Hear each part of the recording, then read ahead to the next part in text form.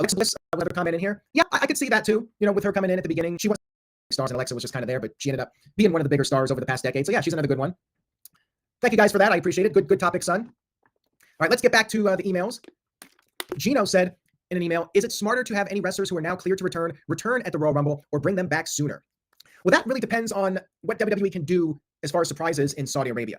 The big issue is the traveling. It's not like you're in North America and wrestlers can take private cars or fly to a different city. Like in Saudi Arabia, they have less options and it's going to be easier for people to be spotted in Saudi Arabia. Now, can they pull it off? They could probably find a way, but it might be a much more complicated process trying to sneak people into the country. Like I don't know how effective that process would be if they tried it. So it remains to be seen if we will get surprises for this year's Royal Rumble in Saudi Arabia. And if they're going to struggle to do it, then yeah, I would definitely say bring back some people before then.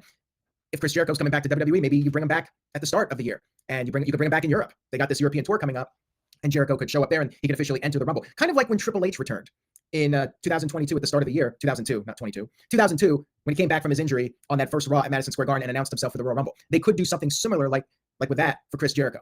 So we'll see what happens with that. Thank you, Gino. Jeremy Dorset.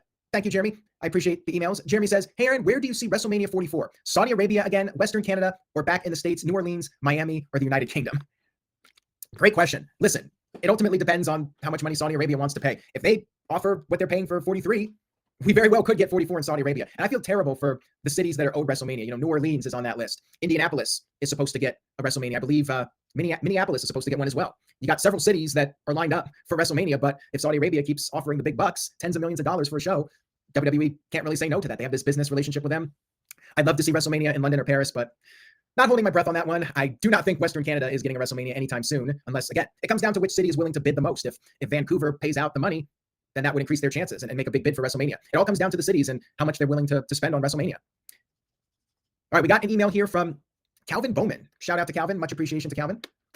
Calvin says, what was your favorite John Cena match from any WrestleMania and his favorite opponent that he stepped in the ring with? Well, favorite WrestleMania match would probably have to be WrestleMania 23 with Shawn Michaels. I think from a technical standpoint, that was his best WrestleMania match. I feel like he's had more middle of the road to lackluster matches at WrestleMania than a lot of top tier WWE stars. The Shawn Michaels one is a definite standout, one of his better ones, probably his better one, probably his best WrestleMania match that I can recall. Favorite opponent he stepped in the ring with, if we're just talking about a feud, Edge would definitely be up at the top of the list. I think that his feud with Randy Orton, he feuded with Orton multiple times over the years. So I could see that as a top contender. Edge, Randy Orton, CM Punk, of course, the pipe bomb, breaking the site back in 2011. Those would be my top three. So it's just a matter of your own personal preference. We got an email here from Marshall. Shout out to Marshall. Marshall says, do you think Chicago will ever get another WrestleMania? They have an outdoor stadium, right? I don't know if it has a retractable roof, but for any of you that live in Chicago or have been to Chicago, you know that March, April, it can still be pretty cold in Chicago. So if they can run a stadium that is indoors, which I don't know anything about sports. I don't live in Chicago, so I don't know. But I'm thinking the odds are unlikely just because there's so many other cities that are in the running and are supposed to be getting WrestleMania soon. 100 years, over the next 100 years, if WrestleMania is still a thing, will Chicago get one? Yes, I think there's a possibility. I know they have an outdoor stadium. I just didn't know if it had a roof or not that is retractable. But, according to Michael Wayne, they will have a new stadium by 2030. So I guess that's the answer. Maybe sometime in the next decade, 5, 10, 15 years from now, maybe we'll get it. It will happen eventually. It's just a matter of when, but probably not within the next 5 years. Let's just put it that way. I think it's safe to say nothing in the next 5 years or so. All right, back to the emails. Ian sent in this interesting question. He says, with another dry fall season for WWE, do you recall a year when the fall season for WWE was fun and did good numbers? Yes, and that would be the Attitude Era. That would be 1997. That would be 1998. That would be 99, and even 2000. I feel like after that, WWE started to not put a lot of stock into their end of the year shows, but during their peak Attitude Era years, November, December had some really fun moments. Survivor Series had very memorable moments in the late 90s, and Armageddon had a couple of memorable shows during that period. But yeah, for the most part, I feel like the numbers have dropped. You got football, and really during the Attitude Era, that was like the one time where football was taking a hit because of wrestling. Like I think in 98, WWE and WCW, their combined number, I think, don't quote me on this, but I think that like 1 or 2 weeks they actually beat the NFL. It was combined and they did get close to the NFL. I know that. Hasn't really happened since though. But yeah, that late 90s period, I would say, was the one time where WWE put on some great shows and their numbers held up despite being against football. All right, we got an email here from Gino. Gino says, is it a guarantee that a Hulk Hogan match, probably WrestleMania 3 versus Andre, is the Hall of Fame match this year? I think there's a very good chance of that. A lot of people were thinking that should have been the first match, although I stand by my opinion that Steve Austin versus Bret Hart was the right choice. I think that was the most important match as far as WWE's future business and really setting up the Attitude Era. As I mentioned on social media, Bret Hart, big part of the Attitude Era getting started, and that match was key. But yeah, since Hulk Hogan passed away, I think the chances of a Hogan match being featured is very strong, even stronger than it was before he passed. Could be Hogan and The Rock, they might potentially go with that. But I really think the first Hogan match should be the Andre match, because that really was an all-time legendary match. WrestleMania, first time in a stadium, the 93,000 number, the body slam heard around the world. I think that should be the next match they pick, whether Hogan had passed away or not. We got this email here from Jeremy. Shout out to Jeremy. Jeremy says, hey, Aaron, do you think WWE has dropped the ball with the current brand split, if there is one? And do you think they should do a draft before or after WrestleMania 42? I definitely think they've dropped the ball with the current brand split, not really taking it seriously and not doing a new draft or lottery year to year. I mean, they haven't done one now in a year and a half, or at least a year and 2 months, something like that. I'm not even sure when the last one was. It's been a while. And they don't really take it seriously.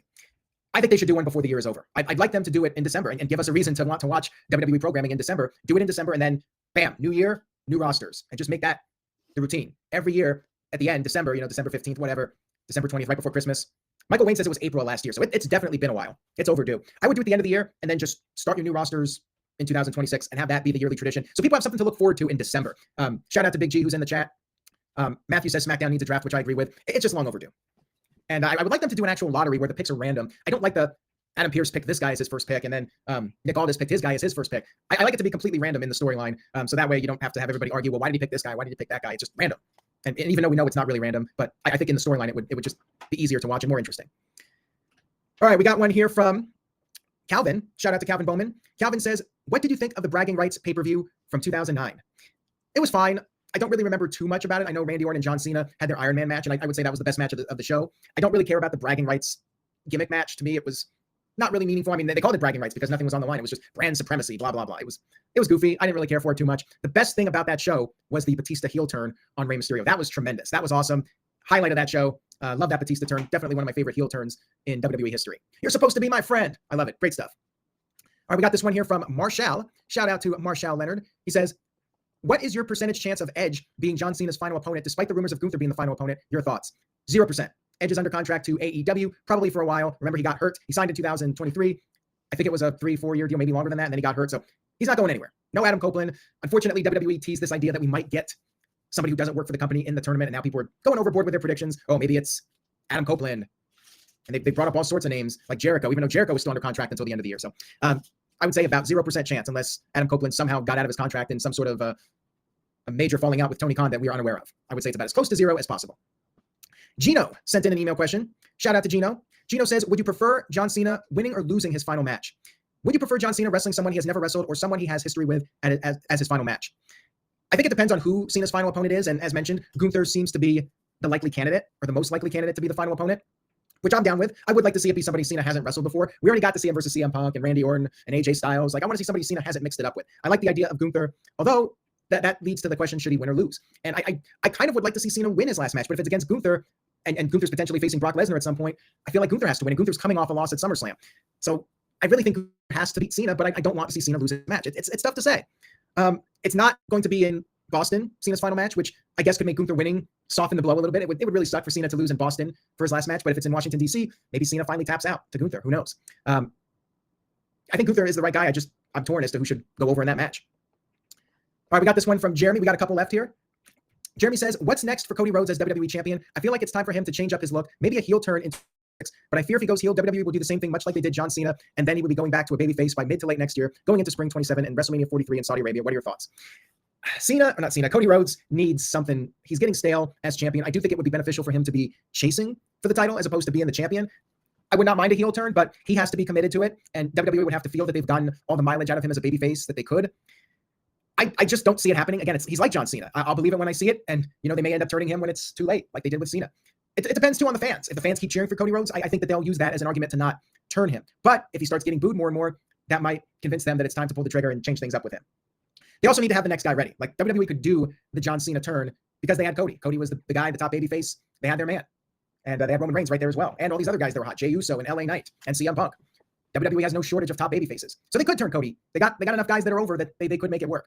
He needs something. I agree completely with the idea that he needs some kind of a change, whether it's a heel turn, losing the title for a while, some sort of adversity, the whole him coming out there. So what do you want to talk about? Blah, blah, blah. It is getting stale at this point. All right, we got one more here from Gino, Mean Gino. He says, if you could change one thing about the current wrestling landscape, what would it be? The predictability. I think wrestling has gotten too predictable. Both WWE and AEW rely on their formulas. Their television show structure is essentially the same thing every week with very little variance. For WWE, You get your opening promo with Cody. Somebody interrupts him. They set up a match. You have a bunch of matches on the show. You get the outside interference, somebody on the apron. They get knocked off. You get the stupid baby faces, sometimes the stupid heels. You have your contract signings. You have your pull apart brawls. And it's more or less the same thing every week. With AEW, it's just match after match after match. You might get a promo here and there. And they don't really have too much else going on week to week to make you really want to tune in. I think both companies need to shake it up and do some things different and take some chances. So when the viewers tune in, they don't know what's going to happen. They have no idea. When they book Jon Moxley versus Roderick Strong, I mean, come on, Jon Moxley's winning. But of course, Roderick Strong has to put up a great fight for 15 minutes and it gets boring. Like it's Triple H versus Taka Michinoku from 2000 every match. Like I remember back in that era, Triple H had a competitive match with Taka Michinoku and people loved it. This was during the Attitude Era and they thought it was great that Taka held his own with Triple H and Triple H kind of put Taka over a little bit. And now that's every match. They have to put in the top guy versus the lower card guy and the lower card guy goes head to head with him for 15 minutes, but it gets boring. And that's the problem with both shows. The routine, the same old routine gets boring and both companies I would like to see change things up in the new year. So on that note, I will go ahead and wrap up No DQ&A video. Thank you guys so much for watching No DQ&A video going back to 2011 when I first started the video series. It's been going strong for many years, and I really do appreciate everybody that has watched and enjoyed No DQ&A video. Thank you guys so much. Thank you for coming on to the stream to celebrate 27 years. We got many more to come and some new ideas and new concepts coming to the site and the channel in 2026. Tell a friend about the channel. Stay tuned for what's next to come on the No DQ YouTube channel. Follow No DQ at No DQ DOTCOM on social media outlets, including Facebook, Instagram, and Twitter/X. And follow me at Aaron Rift on social media platforms. Have a great night, everyone. Thank you for watching No DQ&A video. I hope you guys enjoyed the series. Take care. Say yes to NoDQ.com, and I'll see you around.